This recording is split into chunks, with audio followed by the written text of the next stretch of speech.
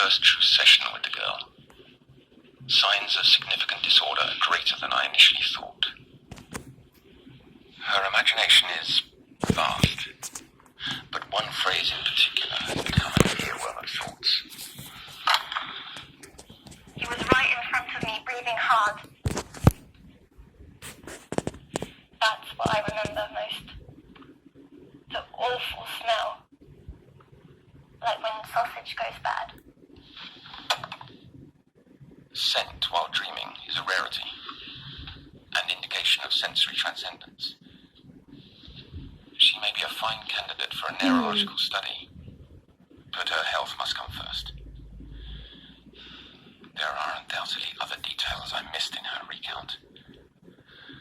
From the top, then, sleep be damned tonight.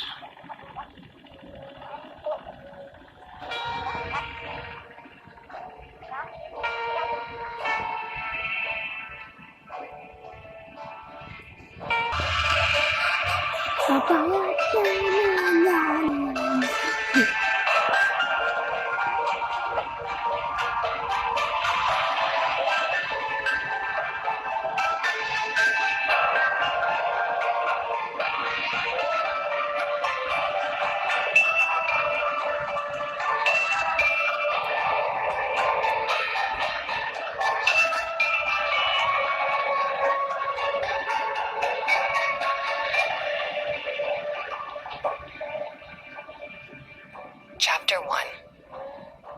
The Workers in the Walls.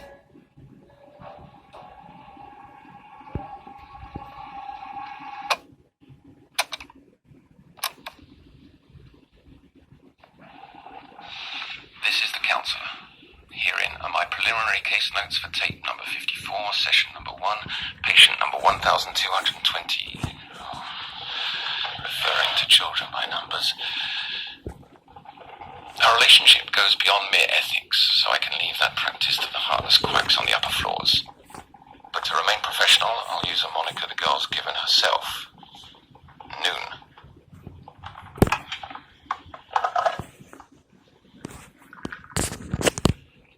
Noon has been in CPI care for a fortnight. Given her rather remarkable medical history, her mental state seems relatively unremarkable. She finds herself in my ward due to worsening, though not recurring, nightly afflictions. Parasomnia isn't uncommon among patients. Not to imply she's unworthy of treatment, only that there are others worse off.